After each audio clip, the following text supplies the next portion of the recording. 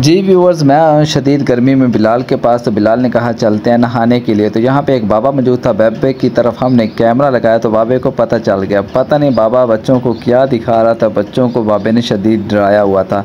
तो खैर हमने कैमरा अपनी तरफ लगाया और बिलाल को मैंने बोला, बिलाल शदीद गर्मी है, बाबे को बाहर निकालें। लेकिन बाबा जो है वो बाहर निकलने का नाम तक नहीं ले रहा था।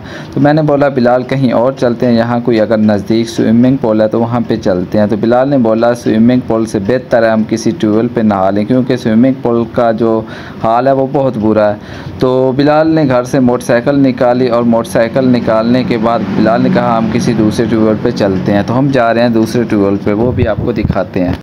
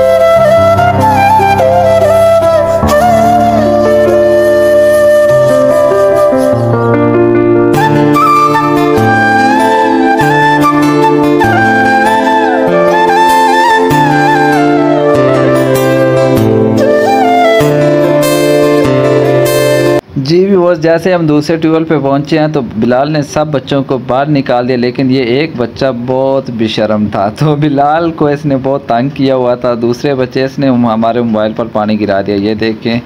तो हम जनाब नहाने के बाद वापस आ रहे हैं तो बहुत मज़ा आया। गर्मी में यकीन करें कि जो है ना बंदे का दिमाग ख़राब हो गया था। तो जैसे नहाया यकीन करें सुकून आ गया था। तो बेहतरीन, वाकई बिलाल ने ठीक कहा था कि स्विमिंग पूल से भी ज़्यादा मज़ा आएगा इस ट्यूबवेल पे।